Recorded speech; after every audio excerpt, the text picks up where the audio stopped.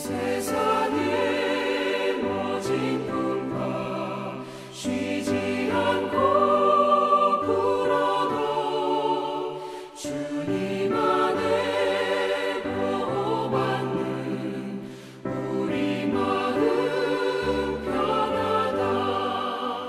늘 깨어서 기도하고 저 천국을 바라며 주님만을 기다리니 어찌 찬양 안 할까. 오늘 시편 66편은 대표적인 찬양시입니다. 우리가 앞에서 계속 다윗의 시들이 이제 나왔죠. 그런데 오늘 이 66편 그리고 다음 편인 67편은 그 저작의 시기나 또 배경 또 저자에 대해서 이제 알려진 바가 없는 그런 찬양시입니다. 전체적인 내용을 보면 하나님의 높고 위대하심 또 구원하심을 찬양하고 선포하는 그러한 시편이죠. 특별히 우리가 왜 하나님을 찬양해야 되는가 그 이유에 대해서 잘 설명해 주는 그러한 시편입니다. 먼저 1절을 다시 한번 보시면 이렇게 시작을 하죠. 1절, 2절 한번 보시면 온 땅이여 하나님께 즐거운 소리를 낼지어다. 그의 이름의 영광을 찬양하고 영화롭게 찬송할지어다. 또 뒤에 3절, 4절에도 이렇게 끝에 보면 어떻게 써놨습니까? 주께 복종할 것이며 그랬죠. 또 주의 이름을 노래하리이다 할지어다.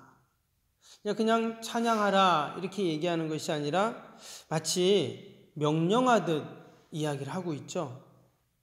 그래서 소리를 낼지어다, 찬양할지어다, 또 노래할지어다. 저는 이 말씀을 이렇게 천천히 묵상하면서 마치 이렇게 보면은 데모하는 사람들 있잖아요. 주먹을 불끈 쥐고 하늘을 향해서 주먹질을 하면서 막 데모가를 부르고 구호를 외치는 그런 사람들 있잖아요. 마치 그러한 모습처럼 느껴졌습니다. 소리를 낼지어다, 찬양할지어다, 노래할지어다. 왜 지금 이 시편 기자가 이처럼 찬양을 호소하고 명령을 하고 있는가? 특별히 여기 보니까 그냥 찬송하는 것도 아니고 어떻게 합니까? 1절에 보니까 온 땅이여 여호와께 즐거운 소리를 낼지어다 그랬어요.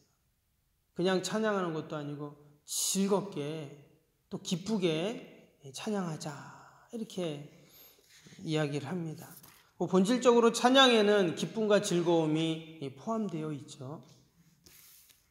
그런데 우리가 왜 기뻐하면서 또 즐거워하면서 찬양해야 하는가? 오늘 말씀을 보니까 그러한 이유가 나옵니다. 밑에 6절을 보시면 하나님이 바다를 변하여 육지가 되게 하셨으므로 무리가 건너서 강을 건너고 우리가 거기서 주로 말미암아 기뻐하였도다. 바다가 변하여 육지가 되게 하셨다. 지금 이스라엘 백성들이 옛날 그들이 출애굽했을 때 이제 홍해를 건넌 그 사건을 이제 이야기하는 것이죠. 또 무리가 걸어서 강을 건넜다. 이것은 아마 그들이 요단강을 건넜던 것을 이야기하는 것이죠. 근데 여러분, 바다가 변하여 육지가 되었습니다. 이게 어떤 일일까요? 너무나 기쁘고 즐거운 일이죠. 당시 출애굽했을 때 이스라엘 백성들이 홍해바다 앞에서 갈 데가 없어요. 뒤에서는 애굽의 군대가 쫓아왔습니다. 이제는 정말 모든 게 끝났다 이렇게 생각을 했는데 갑자기 바다에 길이 딱 생겼습니다. 정말 놀랄 일이죠.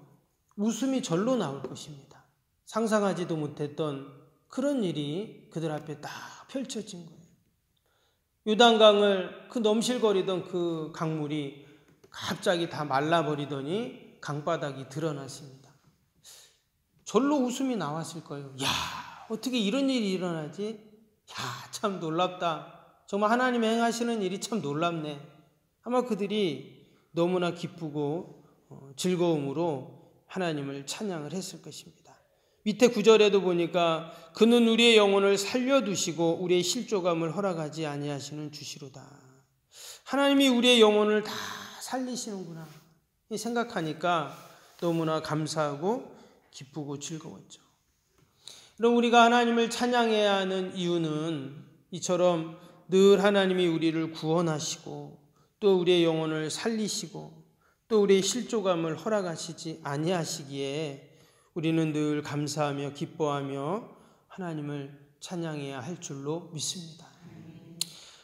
또 밑에 10절을 봅니다. 10절에 하나님이여 주께서 우리를 시험하시되 우리를 단련하시기를 은을 단련함같이 하셨으며, 우리가 하나님을 찬양해야 하는 이유는 하나님은 우리를 온전케 하시는 하나님이십니다. 지금 은을 단련함같이 하셨다 그랬어요. 지금은 대장간이나 이런 걸 우리가 쉽게 볼 수는 없지만 우리 가까운 제철소에도 보면 철광석을 갖다가 정확히 어떻게 만드는지는 모르겠지만 그것을 계속 그 큰 쇠망치 같은 것으로 쾅쾅 때려가지고 단련해서 강한 철로 만들잖아요. 결국 계속 그것을 단련하고 또 단련하면 그것이 온전해지죠. 불순물이 빠지고 더 강한 쇠가 되고 또 금이 되고 은이 되는 것을 보게 됩니다. 하나님께서 때로는 우리에게 이러한 단련의 시간들을 허락하실 때가 있습니다. 그러나 그것이 결국은 우리를 어떻게 만들죠? 온전케 만들죠. 그러니까 우리에게 그러한 시련이 있고 고난이 있고 또 단련의 시간들이 있어도 결국 그것은 우리가 불평하고 원망하는 조건이 아니라 오늘 시편 기자의 고백처럼 우리의 찬양의 조건이 되어야 할 줄로 믿습니다. 때로는 우리가 불을 건너고 물을 통과할 때도 있습니다. 그러나 하나님이 우리를 어떻게 하십니까? 밑에 12절에 그 말씀이 나오죠. 사람들이 우리 머리를 타고 가게 하셨나이다. 우리가 불과 물을 통과하였더니 주께서 우리를 끌어내사 풍부한 곳에 들이셨나이다. 때로는 물도 통과하는 그런 일이 있지만 그러나 결국은 우리를 다 끌어내셔서 우리를 풍부한 곳에 들이셨다. 아마 이스라엘 백성들이 광야를 지나고 결국 그들에게 젖과 꿀이 흐르는 풍부한 그 약속의 땅으로 그들을 들이셨다. 이제 그 말씀이죠. 여러분, 가나안은 광야 40년을 지나야 들어갈 수 있는 땅이었습니다. 그러나 그 광야는 그들에게 너무나 힘들고 어려운 시간이었지만 도리어 광야 40년을 통해서 그들은 훈련되고 연단되고 준비되어서 그 하나님의 약속의 땅에 들어가서 그들이 온전히 그 풍성함을 누릴 수 있는 그러한 연단의 시간이었습니다. 우리가 오늘도 하나님을 찬양해야 하는 이유, 하나님께서 우리를 온전케 하시기 때문인 줄로 믿습니다. 마지막으로 오늘 19절 20절 한번 더 보시면 그러나 하나님이 실로 들으셨으며 내 기도 소리에 귀를 기울이셨도다. 하나님을 찬송하리로다. 그가 내 기도를 물리치지 아니하시고 그의 인자하심을 내게서 거두지도 아니하셨도다. 하나님께서 우리의 기도를 들으시고 응답하시기에 지금 찬양한다 하는 것입니다. 여기 보면 하나님께서 내 기도 소리에 귀를 기울이셨다 분명히 말씀합니다. 그리고 또 밑에 보면 뭐라고 합니까? 내 기도를 물리치지 아니하시고. 그래서 물리치지 아니했다라는 이 표현은요, 귀찮아하지 않았다 같은 그런 표현입니다. 우리가 아무리 기도해도 하나님은 우리의 기도를 귀찮아하지 않으십니다. 어제 드렸던 기도, 오늘 또 기도해도 또 내일 또 기도해도 하나님은 그것을 외면치 않으시죠. 왜냐? 밑에 보니까 그의 인자하심을 내게서 거두지 아니하셨도다 그랬어요. 인자하신 하나님은 우리의 기도를 결코 물리치지 아니하시고 귀찮아하지 않으십니다. 여기서 인자하신다는 것은 헤세드의 하나님을 이야기하죠.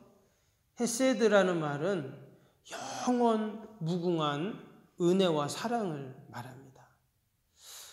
영원히 무궁하신 그 하나님의 사랑은 아무리 우리가 하나님께 귀찮게 기도해도 하나님 것을 다 물리치지 아니하시고 늘 우리의 기도를 귀 기울여 들으시고 또한 신실하게 응답하시는 줄로 믿습니다. 그래서 오늘도 우리가 인자하신 헤세드의 하나님을 생각하면서 우리의 기도를 반드시 응답하신다는 그 믿음을 갖고 우리가 하나님을 찬양해야 할 줄로 믿습니다. 시편 기자가 하나님을 찬양할 수밖에 없었던, 기뻐하며 즐거워하며 하나님을 찬양하자고 외쳤던 그 마음을 우리가 다시 한번 생각하면서 오늘 하루도 우리가 하나님께 찬양하고 또 영광 돌리는 복된 하루가 되기를 주님의 이름으로 축복합니다.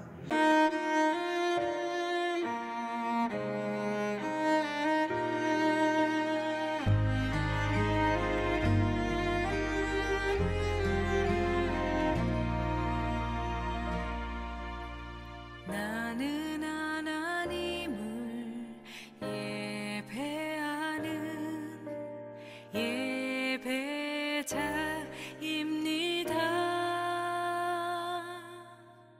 내가 서 있는 곳 어디서나 하나님을 예배합니다.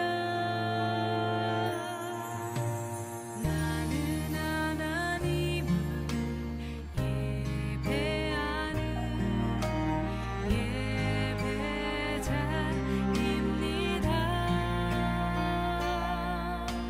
내가 서 있는 곳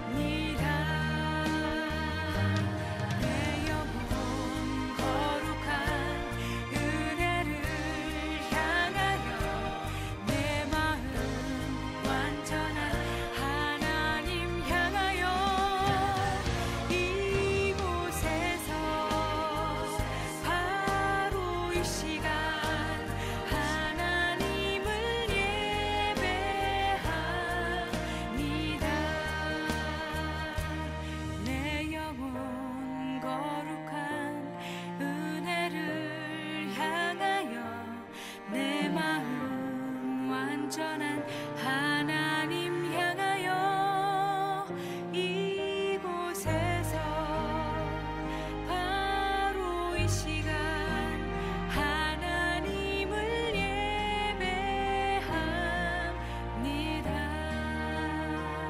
이곳에서 바로 이 시간